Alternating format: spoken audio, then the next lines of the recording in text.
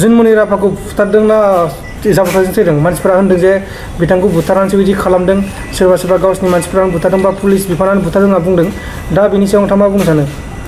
आं बेखौनो बुंदों जोंहा protection of life article 21 violet जादों ह्यूमेन राइटआ भायलेट जाबाय थाबाय बर'नि गेजेराव आरो दाखालि बावै तेजपुरावबो सासे बर' आइजोखौ जास्ट पुलिस थानानिफ्राय 2 किल'मिटारल' गोजानाव थायो बेयावनो दुथां मानसिफोर जायनाखि दुथां मानसिफ्रा थांनानै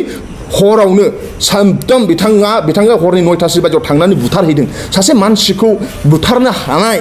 बे परिबेसा अबेनिफ्राय फैदों बै दुथां मानसिफोरखौ सोर गोहो होदों आरो ह्यूमेन राइटखौ मानो भायलेसन खालामगासिनो दङ जोंहाबो थांनानै थानो मोन्थाय दङ ओंखायनो बड'फाया जे बुंदों लिभ एन्ड लेट लिभ नोंबो थांनानै था आरो गुबुनखौबो थांनानै थानो हो दिनै दाउ अमाफोरानो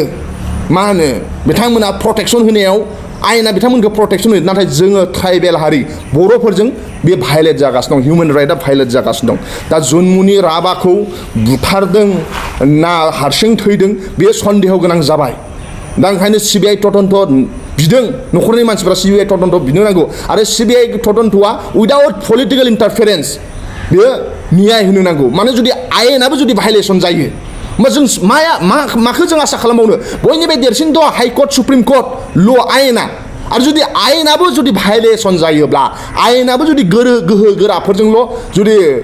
जायोब्ला अब्ला जों बादि गोरिब गुन्द्राफ्रा बोरै न्याय मोननो ओंखायनो जोंहा बे आयेननि सायाव भरसा दङ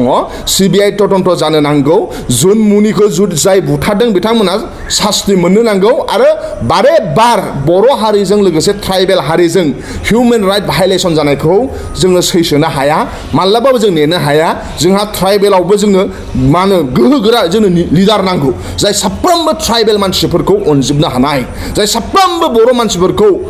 मा होनो बर' मानसिफोरनि दुखु दाहायानो गावनि दुखु दाहा होननाय बादि जोंनो लिडार नांगौ जोंनि लिडारा आसामनि मन्त्रि गोहो गोराफोरखौ गावनि पार्सनेल बेनिफिटनि थाखाय गावनि शेयारनि थाखाय गावनि भबिष्यत पलिटिकेलनि थाखाय गावनि मानसिजों अयनाय जानायफोरखौबो बुंनो हायै लिडार जोंनो नाङा जोंनि लिडारा गोहो गोरा जोंनि लिडारा अयनायखौ सैसोनो हायै जोंनि लिडारा साफ्रोमबो गावनि मानसिफोरखौ रैखा होनो हानाय जोंनो लिडार नांगौ दा दिनै जुनमुनिजों बेबायदि जादों जोंहा गोबां ट्राइबेल मिनिस्टार दङ सब बिथांमोना सिरि सिरि थाजोबदों मानो नोंथांमोन बुङोब्लासो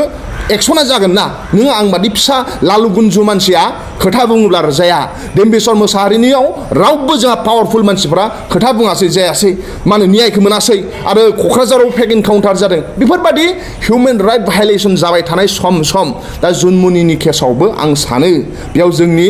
बर'नि आरो ट्राइबेल लिडारफ्रा बाव ज' जाजोबनानै खोथा बुंनो नांगौ आरो भबिष्यतआव जों बादि ट्राइबेल हारिजों बर' हारिजों बेबादि ह्यूमेन राइट भायलेसन जाया आरो सानथिं बाथिं बा थांनानै तेजपुराव बै जाय गुन गोनां फरायसाखौ बुथारहैनाय दुथांफोर बादि बैफोर दुथांफोर बादिया खुनु दिन जाहाथे जों बादि